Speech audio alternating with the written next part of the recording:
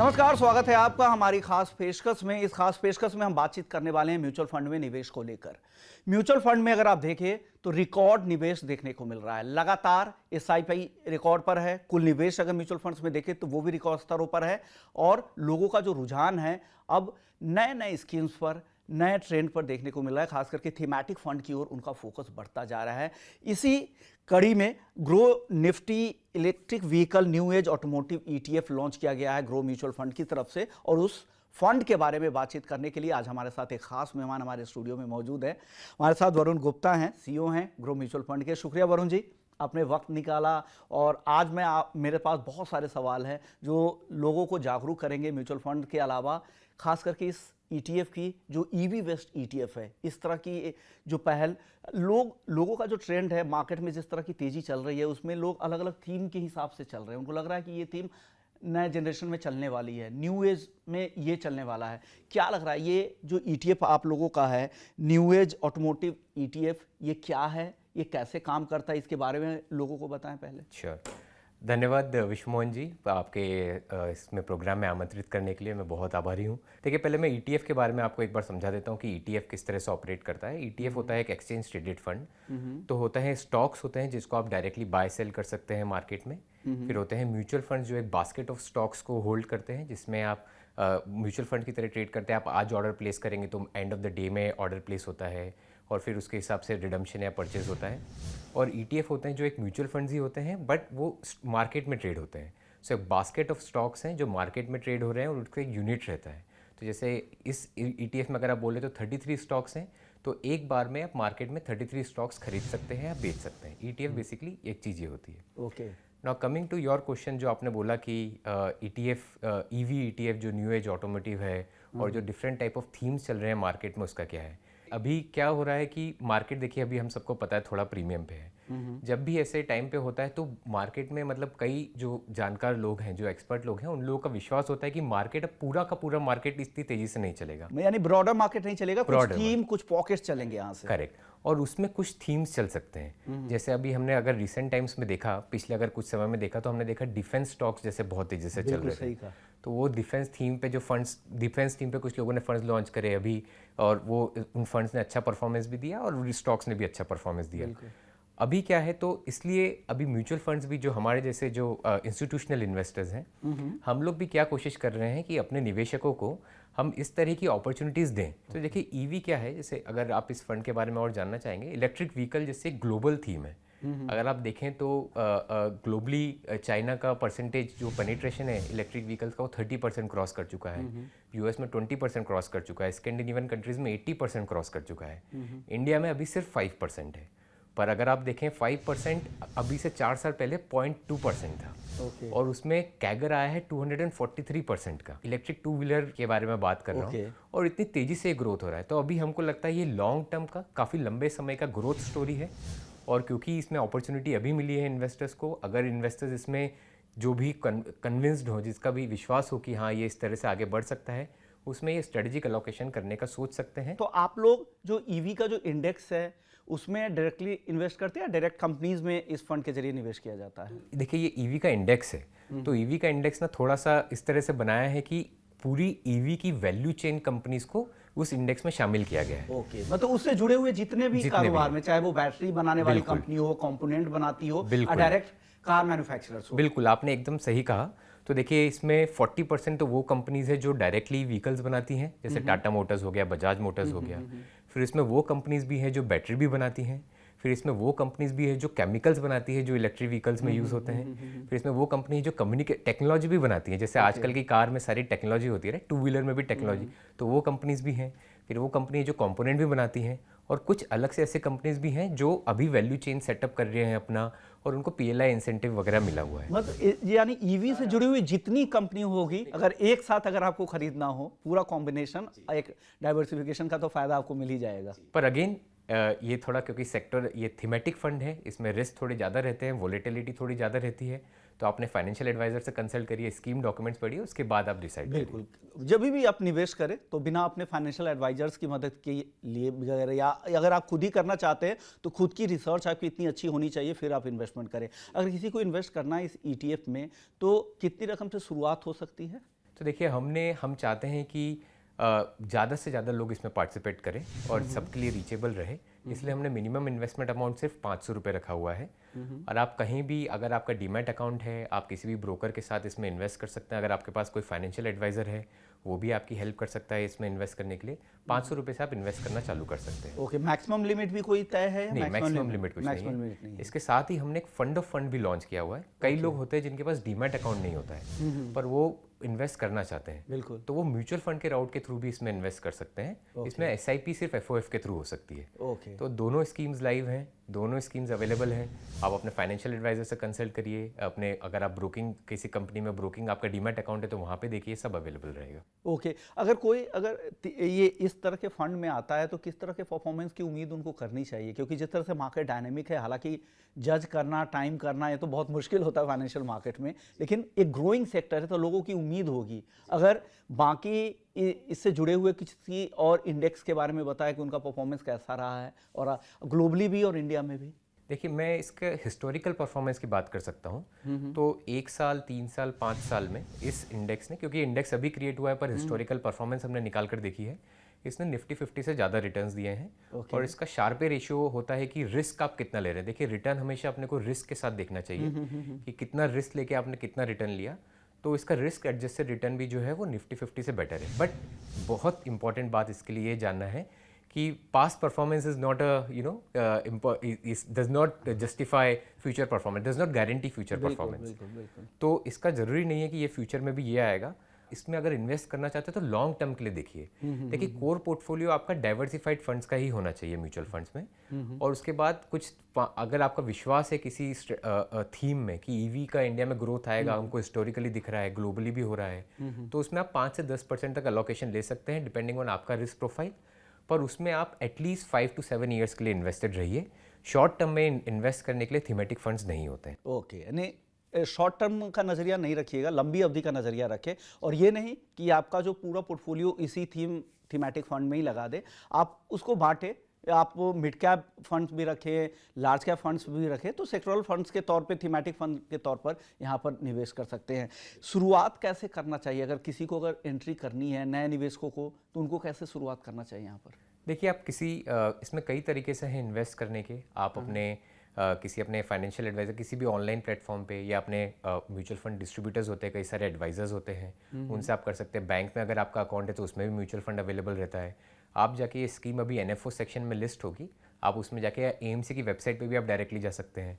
But ये हम लोग थोड़ा अवॉइड करने की कोशिश करते हैं। आप सारे डिस्ट्रीब्यूटर्स के थ्रू जाइए और आप 500 रुपये से चालू कर सकते हैं वहाँ पे। अगर आप SIP करना चाहें तो SIP का मिनिमम अमाउंट फंड हमारे FOF में 100 रुपीज़ है, तो आप 100 रुपीज़ से भी आप चालू कर सकते हैं। ओके, तो NFO इसका कब से ये लॉन्च होने वाला है? NFO हमारा अभी लाइव चल रहा है। तो ETF का NFO खत्म हो रहा है 2 अगस्त को, और FOF का NFO, EV ETF FOF का NFO खत्म हो रहा है 7 अगस्त को। तो उससे पहले आप इन्वेस्ट करना चाहे तो तब कर सकते हैं, जब स्कीम लिस्ट होगी तब भी आप इन्वेस्ट कर सकते हैं। किस तरह के रिस्पांस अब तक रहे और किस तरह के रिस्पांस की उम्मीद कर रहे हैं? क्योंकि बिल्कुल अलग फंड है और लोगों का भरोसा भी है इस थीम पर, इसलिए मैं ये पूछ रहा हूँ सवाल। हमारा एक्चुअली रिस्पांस हम जितना सोच रहे थे उससे बहुत ज़्यादा रहा। हम लोग सोच रहे थे कि करीब इंडिया में 10 से 15 हज़ार लोग इसमें इच्छुक रहेंगे इन्वेस्ट करने के लिए, पर हम already as of today morning हम 40,000 इन्वेस्टर्स पे पहुंच चुके हैं। अभी हमको 4 दिन ही हुए हैं लॉन्च किए हुए हमारे FOF में।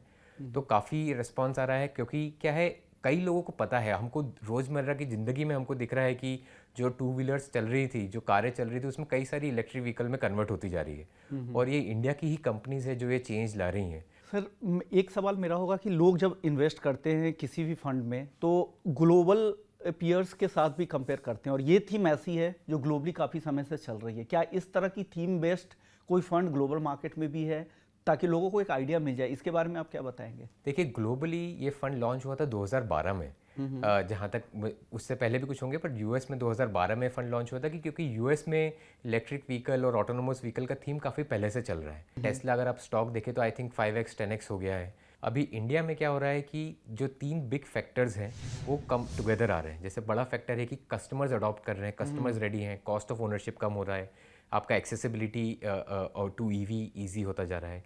मैन्युफैक्चरिंग के लिए गवर्नमेंट का काफ़ी पुश है, EV में सब्सिडीज़ है, फेम है, PLI प्रोडक्शन लिंक्ड इंसेंटिव दिया हुआ है फैक्ट्रीज़ को। और तीसरा, चार्जिंग इंफ्रास्ट्रक्चर भी सेटअप होता जा रहा है। तो जैसे ये तीनों चीज़ें आती जाएगी, इंडिया में धीमे धीमे ये थीम और बड़ी होती जाएगी और उससे और ग्रोथ की हमको संभावनाएं नजर आ रही है। तो इस ETF के बारे में आपके मन में जितनी भी उलझनें होंगी, मुझे उम्मीद है कि ज्यादातर उलझनें आपकी दूर हो गई होंगी, लेकिन जो भी उलझनें अभी भी बची हुई हैं वो भी हम पूछेंगे, वरुण जी से पूछेंगे। वरुण जी हमारे साथ बने हुए हैं। वक्त है एक छोटे से ब्रेक का, ब्रेक के बाद जल्द लौटते हैं।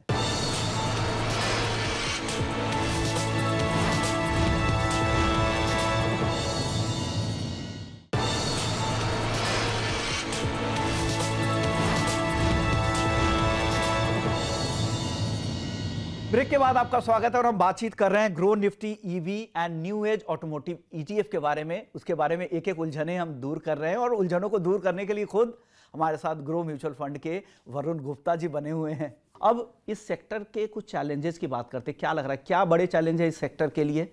देखिए, सबसे बड़ा चैलेंज जो किसी भी टेक्नोलॉजी में आता है वो ये है कि टेक्नोलॉजी की जो शेल्फ लाइफ होती है वो बहुत कम होती है। जैसे मैंने आपको बताया, अभी तक पूरा ईवी लिथियम आयन बैटरी पे चल रहा था, पर अभी एक नई टाइप ऑफ बैटरी आ गई है, ACC, advance chemistry sales.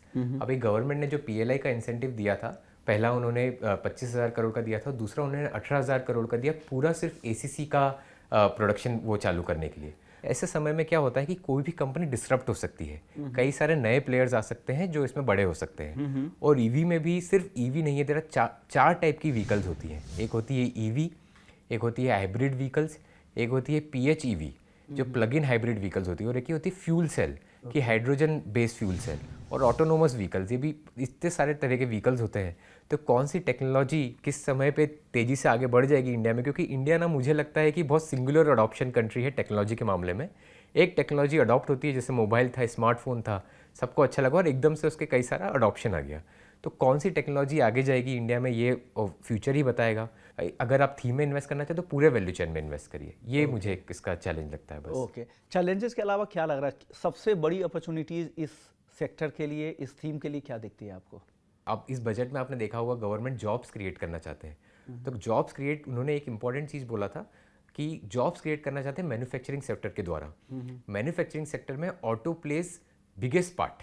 Auto का 50% कॉन्ट्रीब्यूशन होता है मैन्युफैक्चरिंग की GDP में। बिल्कुल। अगर कुछ एस्टिमेट्स में देख रहा था इस बारे में, अगर EV इस तरह से ही ग्रो करता रहता है तो over the course of next few years इसमें 1 करोड़ डायरेक्ट जॉब्स क्रिएट होंगे और इनडायरेक्टली 5 करोड़ जॉब्स क्रिएट होंगे। तो ये बड़ा एक इकोनॉमिक मूव क्रिएट हो सकता है EV के थ्रू। तो ये मुझे दिख रहा है कि एक बहुत स्ट्रॉन्ग टेल विंड है, हम इसको बोलते हैं, कि जिसमें पीछे से ग्रोथ आने की कई सारी संभावना है।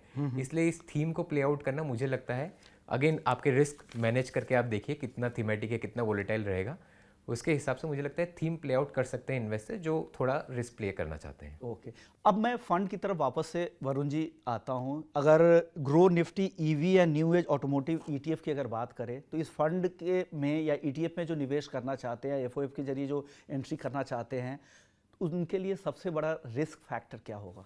देखिए रिस्क इसमें वही है टेक्नोलॉजी डिस्ट्रप्शन का। अभी एक तो वो है, और दूसरा इंपॉर्टेंट रिस्क है कि आपको अपने इन्वेस्टमेंट पैरामीटर्स अच्छे से समझना पड़ेंगे। देखिए शॉर्ट टर्म अगर आप इन्वेस्ट करना चाहते हैं, आप चाहें कि 5 महीने 6 महीने इन्वेस्ट करके 1 साल इन्वेस्ट करके मैं इसमें रिटर्न्स बनाऊं, तो मैं इसमें स्ट्रिक्टली मना करूंगा कि आप इस तरह से थॉट प्रोसेस के साथ मत आइए। अच्छा, एक बहुत इंपॉर्टेंट चीज़ है इस इंडेक्स की, ये हर 3 महीने में रीबैलेंस होता है। ओके, तो ये बहुत आई डोंट थिंक कि कोई और अदर इंडेक्स है, हर इंडेक्स 6 महीने में होता है, ये 3 महीने में होता है। तो कोई भी अगर नई कंपनी आएगी, जैसे अभी इसमें कोई प्योर प्ले पूरी सिर्फ EV बनाने वाली कंपनी नहीं है, पर जैसे ही कोई IPO करती है, अगले रीबैलेंसिंग में वो कंपनी भी इसका पार्ट बन जाएगी। और अगर कोई कंपनी प्ले आउट नहीं कर रही है तो वो इसमें से हट जाएगी। तो ये हमेशा autonomous vehicle, new age automotive पे फोकस रहेगा ये फंड, और जो भी नई कंपनी आती जा रही है वो इसका पार्ट बनते जाएगी। तो आप हर समय ग्रोथ, अगर उस सेक्टर में ग्रोथ आ रहा है तो आप उस ग्रोथ का पार्ट रहेंगे। पर अगेन द चैलेंज है कि आपको लॉन्ग टर्म में बने रहना पड़ेगा, छोटे समय के लिए आप इसमें मत आइए। ओके, तो ये इंडेक्स को पूरी तरह से रेप्लिकेट करती है कि आप वहाँ से चूज करते हैं कि ये इन स्टॉक्स? देखिए इंडेक्स को हम 100% रेप्लिकेट करने की कोशिश करते हैं। इसमें 33 स्टॉक्स हैं, अभी हम सारे 33 स्टॉक्स में इन्वेस्ट करेंगे सेम प्रपोर्शन में। इसमें 2 चीज़ इंपॉर्टेंट हो जाती है कि आपका एक्सपेंस रेशियो क्या है और आपका ट्रैकिंग एरर क्या है। हाँ, ये दोनों सवाल मैं आखिरी के लिए रखा था। तो एक्सपेंस रेशियो के बारे में बताइए कि कितना होता होगा? हाँ, तो एक्सपेंस रेशियो एक्चुअली हम लोग इसके फंड के बाद डिसाइड करते हैं कि कितना हमारे पास आया, कितना हमारे एक्सपेंसेस रहेंगे। बाकी फंड, जैसे अब मान लीजिए मैं लार्ज कैप फंड में लगा रहा हूँ या मिड कैप में, उनके मुकाबले कंपेयर करके बताइए कि उनके मुकाबले हमेशा कम ही रहता है। जैसे लार्ज के फंड में अगर आप एक्सपेंस रेशियो देखना चाहें तो कहीं भी हो सकता है, 100 बिप्स के आसपास भी हो सकता है, 150 बिप्स के आसपास भी हो सकता है। इसमें सिग्निफिकेंटली कम रहता है उससे।